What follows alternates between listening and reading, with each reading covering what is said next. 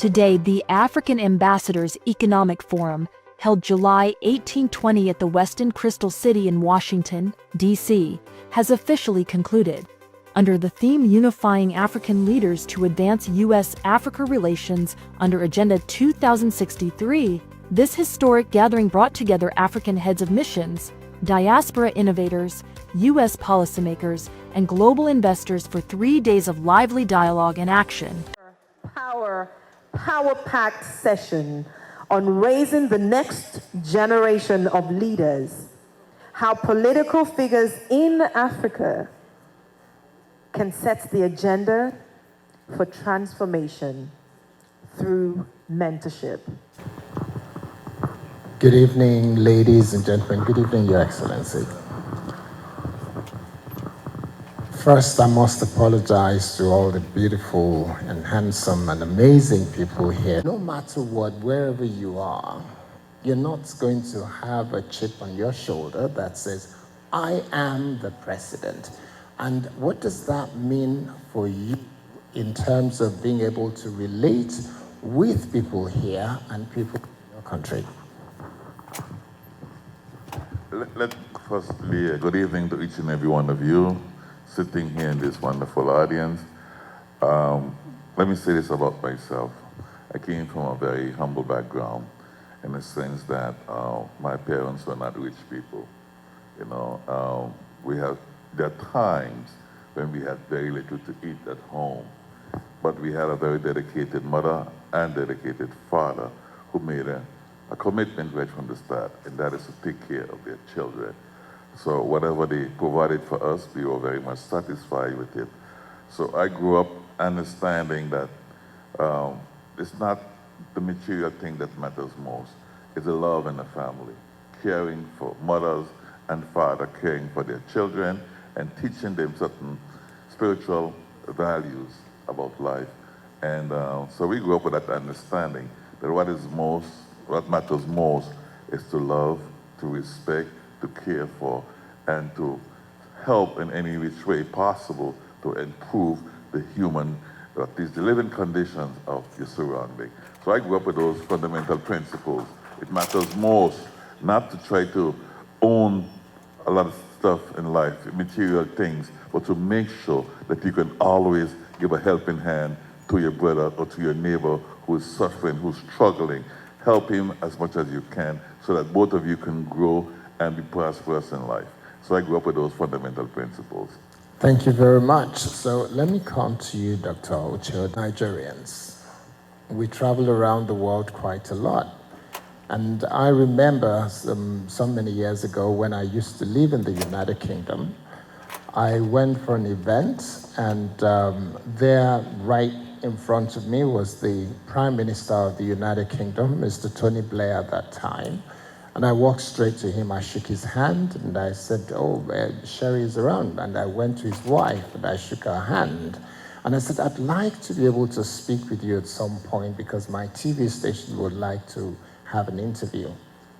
And she said, Claire, come. And the lady came around and gave me a number, and we were able to arrange something. You know that in Nigeria, that would be almost impossible to talk to the First Lady of Nigeria in that way. Mr. Kayode, nice question. Okay, I want to say this. Leadership is about service. There's a place, I think that was in Namibia. I was speaking in a conference, and I said something. I had a lot of people from government in the room, and I said something. I said, there is no profession called politician at all. No. Politics is meant to be about service. Now you see a lot of people in Africa, you ask them, I'm a politician. Somebody starts as a councillor. From councillor, it becomes a local government chairman, deputy to governor, after governor, minister again, from minister, senator, House of Rep, the same person. You have a political career for 60 to 70 years. That is evil. It's evil. That's why Africa is the way it is. I don't know if some of you have seen some video online where you see some people that are practically imbecile in leadership. How are they going to rule their people and all? Politics is about service. It's about serving the people. So that clearly shows you that Anybody that is actually in politics, after you are done serving, go back to your profession. Politics is not a career. It's not. Being a politician is not a career. After you are done, go back and become a farmer. Who are you? My name is Barrister Ken. I am serving as the governor of Eritrea, if there's anything like that. After you are done, go back and become a lawyer. Yeah. But you don't see people perpetrate themselves. Ask them, I'm a politician. You are not meant to be a politician for a lifetime. You are meant to serve the people with that office. And when you are done, you live for posterity, clean up, and let the people celebrate you. So you see, the problem is this, is that people get into leadership, they are far away from the people. Because why? They just ostracize themselves. They are not in touch with reality. A lot of people that are leaders are not in touch with reality. And that's why they don't feel the pain and the pulse of the people. I travel, go to UK, go to different countries and all. Of course, go to St. Martin. I've not been there and we are going there. Go to St. Martin. You see leadership close to the people. They are friendly, they are nice. What are you running away from? That's why most times you ask some people that are in leadership in Africa that you tell them about what's happening in a particular locality. They are not aware. I remember one president, I don't want to mention the country. There was a major insecurity in the country. And they asked him, and he said that he has sent his, chief of army staff to that place. Meanwhile, chief of army staff is in the state capital with him. He's not aware. Most leaders are not aware at all because they have lost touch. They don't know what's happening. That's why there's poverty in Africa. Because for you to lead, you have to be a servant leader. You have to connect to the people. Am I saying something right now? You got to connect to the people. That's how you can lead. Because you got into that position by election. It means you pleaded, you begged, you lobbied for it, you campaigned for it. Now they have given it to you. You say, everybody, to your tent, O Israel. Something is wrong with anybody that is doing that. And in case any leader like that is in Africa, ladies and gentlemen, let's join our hands together and vote out the person from power. Thank you. Thank you.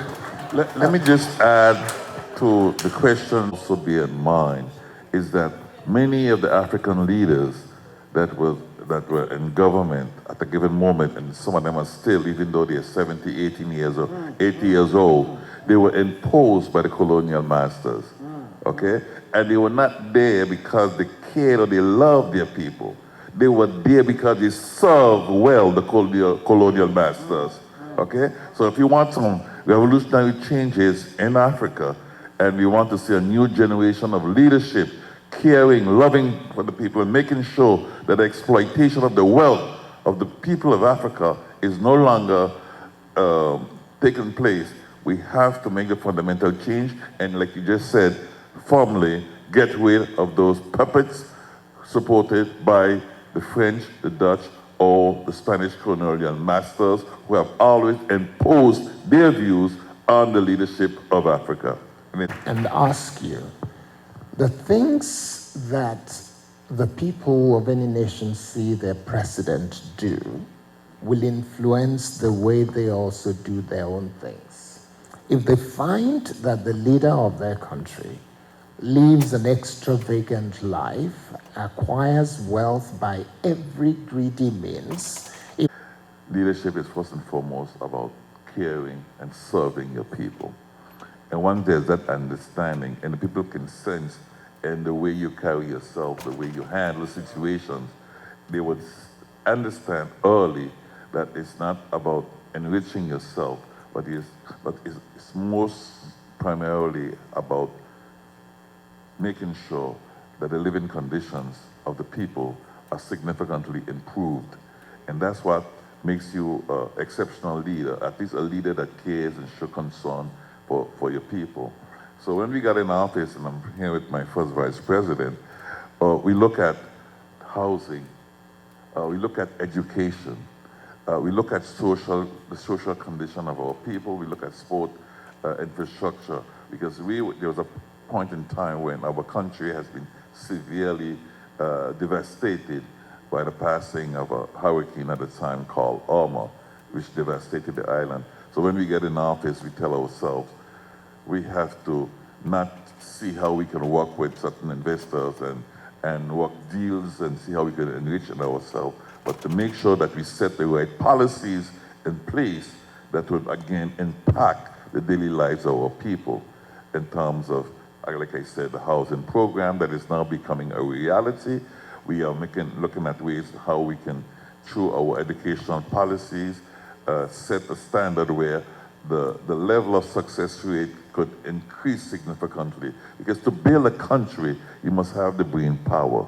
Otherwise, the European forces will impose on you a pattern or a model of development that would not necessarily be in the interest of your people, but rather in their interest, because they could send you any amount of bright minds that you know the country will require. But what matters most to us on St. Martin is to make sure that within the next 5 or 10 years from now, we have what I will term the homegrown thinkers. In other words, the educated people from the land who at a given moment went abroad to study, but choose to come back to their native country and make that valuable contribution, set the stage for growth, but growth in the interest of the people. That we live a situation where we sense that we were spectators of the economic growth or the economic development of our country, and we choose to put an end to that. If our economy is to grow, how to describe it, you would sense there's a corruption, but it's not as widespread and organized. In my opinion, there's institutionalized corruption in many African countries. And that widespread or institutionalized corruption is supported by Western powers because it serves their interests, okay? Back home, you would sense a bit of it, but at our level of leadership, we make sure that we treat our people fairly and that we know that we have a budget of so many millions to be spent on an annual basis, and we make sure that we serve our country with guiding principles. And that is to be transparent, that is to be accountable for the decisions that we make and the money that we are spending. It has to serve in terms of public policies, in terms of economic growth, economic development, supporting scholarship funds, supporting economic programs where our young people without an opportunity would be able to tap into what we are placing at their disposal in terms of financial resources to help them grow and be active players, active members or participants in the growth of the economy. But like I said, when it comes to the continent, Africa, the motherland, from what I'm seeing, what I'm reading on a daily basis, you know, it's heartbroken to see that the leaders don't care about their people. It doesn't bother them to know that they would send their children to the best universities in America, the best universities in Europe, yet their struggling families back in the respective country have to go to the rundown universities in Africa, you know, and that is very disturbing to me. That's why I'm saying I believe strongly that it's time for revolution to change those principles, get rid of those leaders that are supported, like I said, by the colonial powers, have to be removed, and we have to overturn the system and making sure that we put great emphasis on educating the young minds of Africa, so that tomorrow, in the next 15 or 20 years from now, Africa would be the leading continent in the universe. Thank you very much, sir. So, Dr. Odims, help me now. You've traveled around Africa quite a bit, and you understand the way things work. So, just recently, for the sake of those who may not know a lot about Nigeria, Lagos State is a metropolitan city, and states, some people describe it as the fourth largest economy on the continent of Africa. And there was an election for local government chairman recently. And one of the things we've been discussing on Newscentral was the fact that the election was so badly run that the number of people that came out in some of the local government was abysmal. In a small ward where there's about 300-400 people in a small ward, 300-400, there will be just about 10 voters that came out to vote. And because it's election and it's democracy, if it is only 10 people that came to vote, whoever wins on the basis that 7 out of 10 voted for him in a place where there is 300 people. So you can see how it works. Now, the question I would want to ask you then is, let's take this to that point where we're asking ourselves, how do we begin to influence our young people to aspire? Okay, yeah, for us, for our organization, we'll actually be paying a lot of attention on that. The GIAA organization, we pay a lot of attention because the truth is this, no matter what you do, what you want to do, whether you're in the private sector or you are in the spiritual sector, all kinds of sector, just one person, one Taliban, one terrorist, government terrorist can wake up and push one policy, sign one policy into bill, and that is it. Everything crumbles down immediately. So it's very important. You know, one of the problems in Africa especially is that most of the people in Africa in the private sector don't get involved in government. Many of them see it as government is corrupt. Let them do their thing. Let them, no, we can't continue like that. We tell them that, you know what, we can make a difference. Get involved in politics. Because for me, whenever elections are coming up and all, a lot of people always, especially the young people, they always ask me, Dr. Utchay, what do you think about this election? Who do you think we should vote for? And I usually tell them something. I say, check their track record. Check. Oh, check. What has a person been doing for the past 20 years? What has he or she done?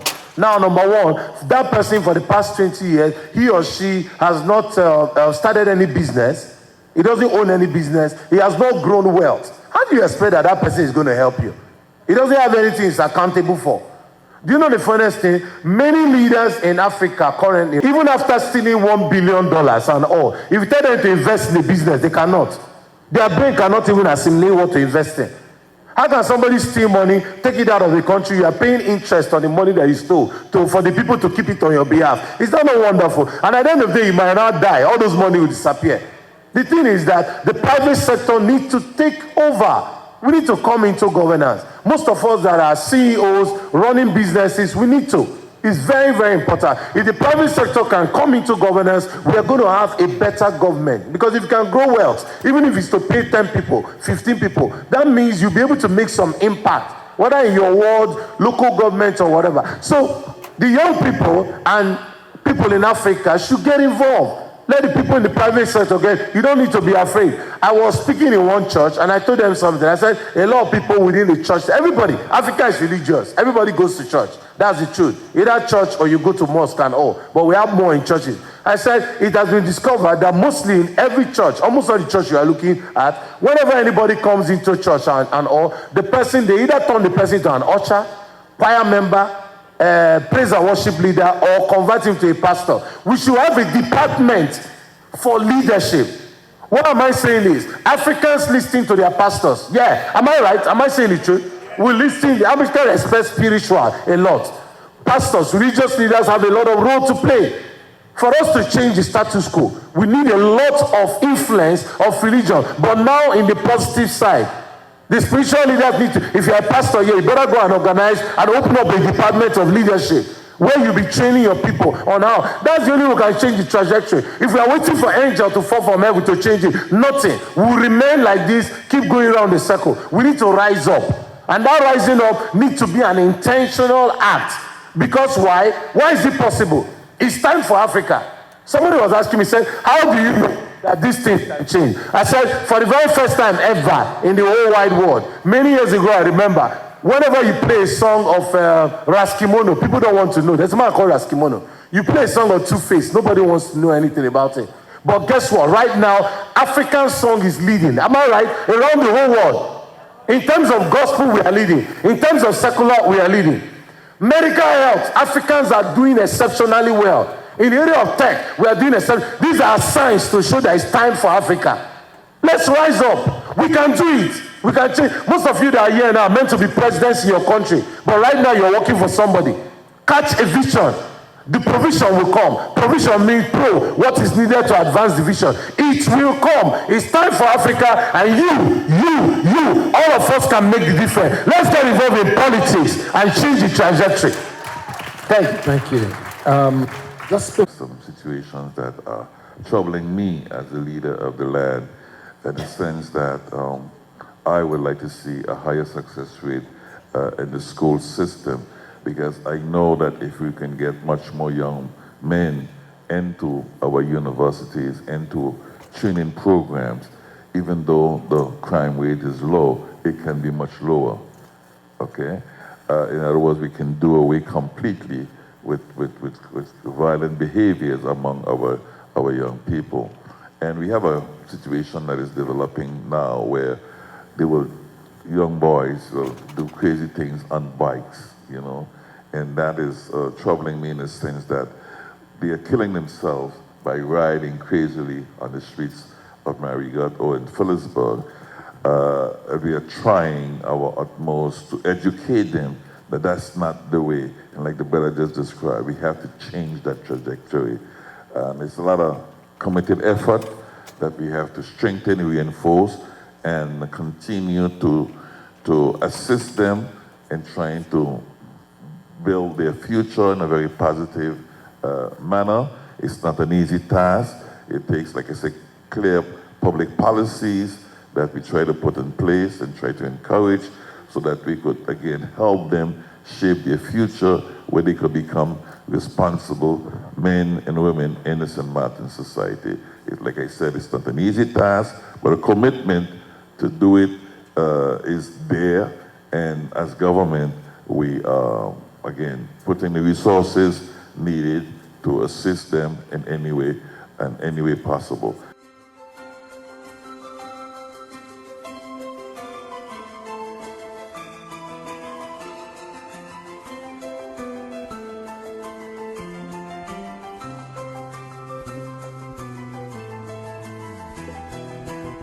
As the forum concludes, organizers underscore its role in solidifying a cohesive African diplomatic bloc in Washington, working in tandem with investors and diaspora leaders to accelerate sustainable growth, peace, and prosperity across the continent.